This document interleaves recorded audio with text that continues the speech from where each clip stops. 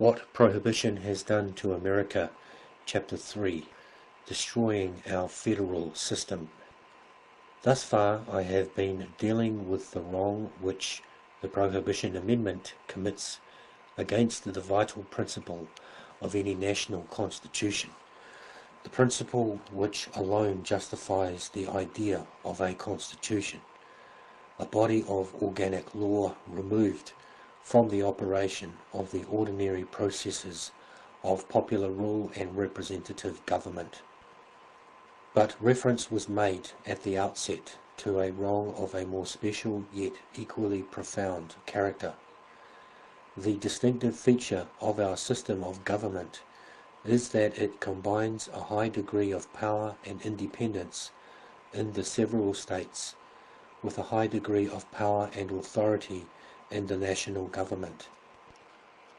Time was when the dispute naturally arising in such a federal union concerning the line of division between these two kinds of power turned on an abstract or legalistic question of state sovereignty. That abstract question was decided once for all by the arbitrament of arms in our great civil war. But the decision, while it strengthened the foundations of the federal union, left unimpaired the individuality, the vitality, the self-dependence of the states in all the ordinary affairs of life. It continued to be true after the war as before, that each state had its own local pride, developed its own special institutions, regulated the conduct of life within its boundaries according to its own views of what was conducive to the order, the well-being, the contentment, the progress of its own people. It has been the belief of practically all intelligent observers of our national life that this individuality and self-dependence of the states has been a cardinal element in the promotion of our national welfare and in the preservation of our national character. In a country of such vast extent and natural variety, a country developing with unparalleled rapidity and confronted with constantly changing conditions, who can say how great would have been the loss to local initiative and civic spirit, how grave the impairment of national concord and goodwill, if all the serious concerns of the American people had been settled for them by a central government at Washington. In that admirable little book, Politics for Young Americans, Charles Nordhoff 50 years ago expounded in simple language the principles underlying our system of government. Coming to the subject of decentralization, he said, "Experience has shown that this device, decentralization, is of extreme importance for two reasons. First, it is a powerful and the best means of training a people to efficient political action and the art of self-government. And second, it presents constant and important barriers to the encroachment of rulers upon the rights and liberties of the nation, every subdivision forming a stronghold of resistance by the people against unjust or wicked rulers. Take notice that any system of government is excellent in the precise degree in which it naturally trains the people in political independence and habituates them to take an active part in governing themselves. Whatever plan of government does this is good, no matter what it may be called, and that which avoids this is necessarily bad." What Mr. Nordhoff thus set forth has been universally acknowledged as the cardinal merit of local self-government, and in addition to this cardinal merit, it has been recognized by all competent students of our history that our system of self-governing states has proved itself of inestimable benefit in another way. It has rendered possible the trying of important experiments in social and governmental policy, experiments which it would have been sometimes dangerous and still more frequently politically impossible to inaugurate on a national scale. When these experiments have proved successful, state after state has followed the example set by one or a few among their number. When they have been disappointing in their results, the rest of the Union has profited by the warning. But, highly important as is this aspect of state independence, the most essential benefits of it are the training in self-government, which is emphasized in the above quotation from Mr. Nordhoff, and the adaptation of laws to the particular needs and the particular character of the people of the various states. That modern conditions have inevitably led to a vast enlargement of the powers of the central government, no thinking person can deny. It would be folly to attempt to stick to the exact division of state functions as against national, which was natural when the Union was first formed. The railroad, the telegraph, and the telephone, the immense development of industrial, commercial, and financial organization, the growth of interwoven interests of 1,000 kinds, have brought the people of California and New York, of Michigan and Texas, into close relations than were common between those of Massachusetts and Virginia in the days of Washington and John Adams. Insofar as the process of centralization has been dictated by the clear necessities of the times, it would be idle to obstruct it or to cry out against it.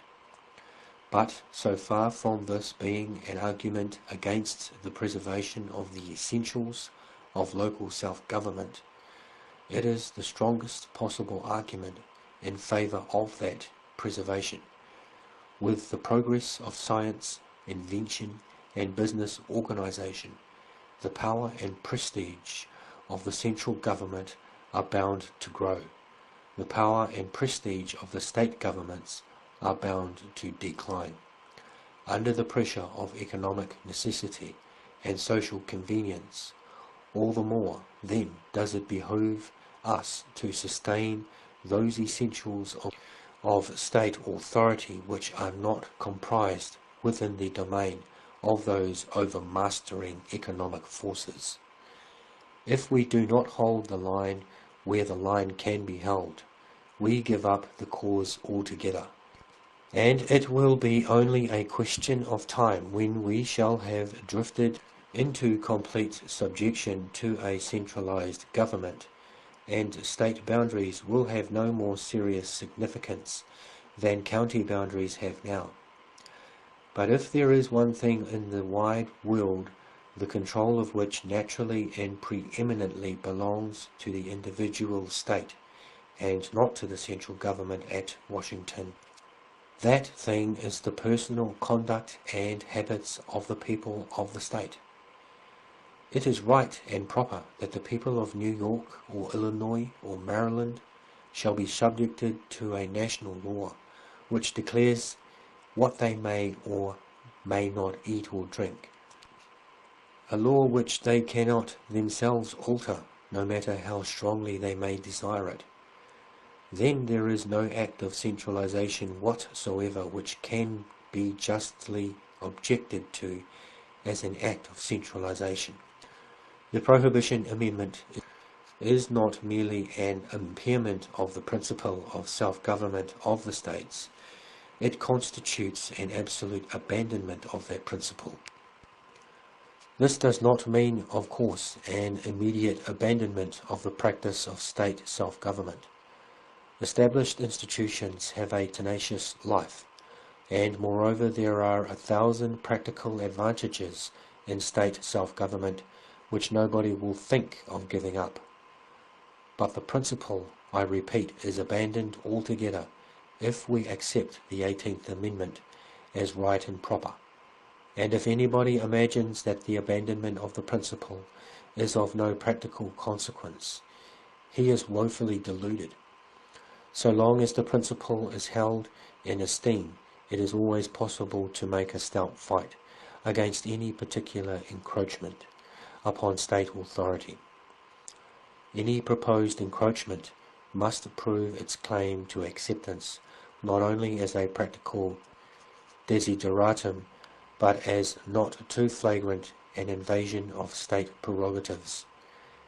But the 18th Amendment, accepted as a proper part of our system, it will be impossible to object to any invasion as more flagrant than that to which the nation has already given its approval.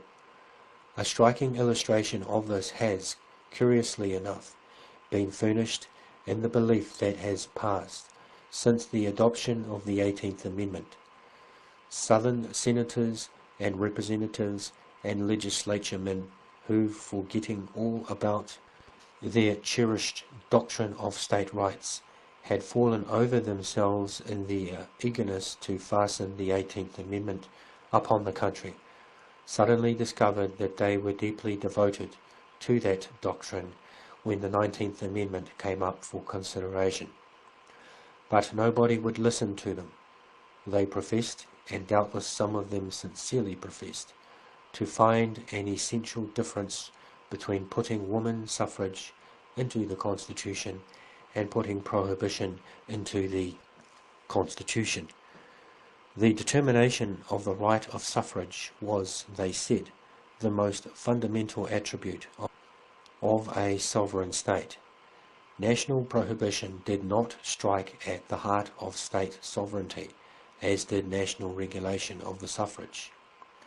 But the abstract question of sovereignty has had little interest for the nation since the Civil War, and if we waive that abstract question, the Prohibition Amendment was an indefinitely more vital thrust at the principle of state self-government.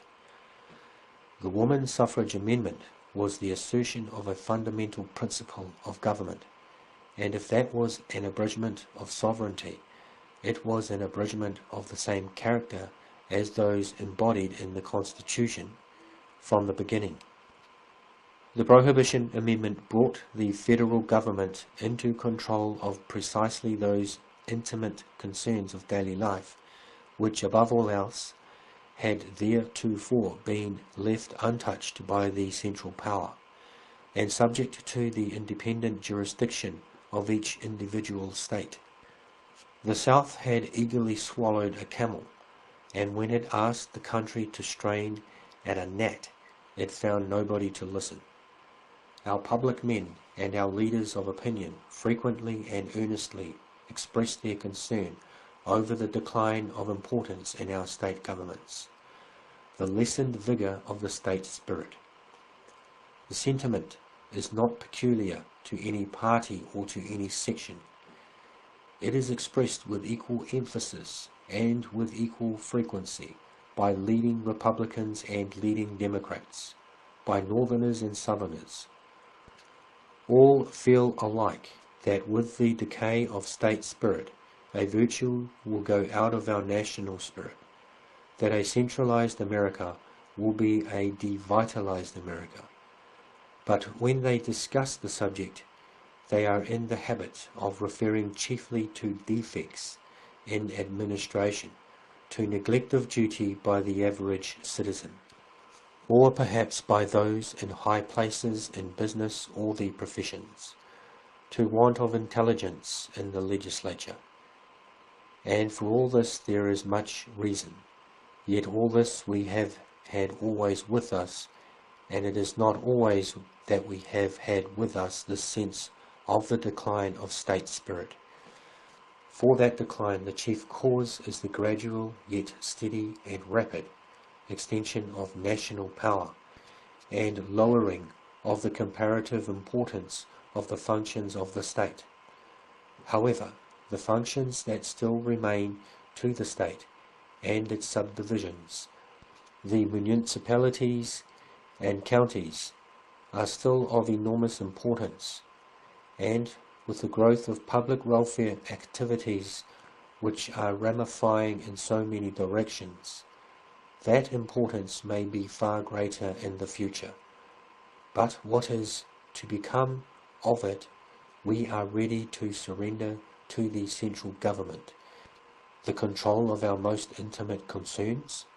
And what concerns can be so intimate as that of the conduct of the individual citizen in the pursuit of his daily life?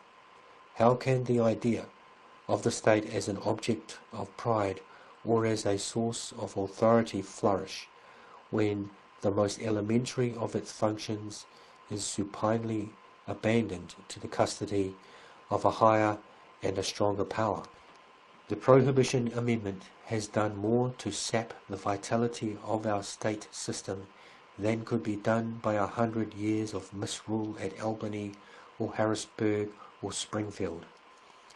The effects of that misrule are more directly apparent, but they leave the state spirit untouched in its vital parts. The Prohibition Amendment strikes at the root of that spirit, and its evil precedent, if unreversed, will steadily cut off the source from which that spirit derives its life. Thank you for listening to this ebook, brought to you by the Horsham House Press. You can purchase a paperback or e-book version of this title, What Prohibition Has Done to America, at www.goodwins.co.nz.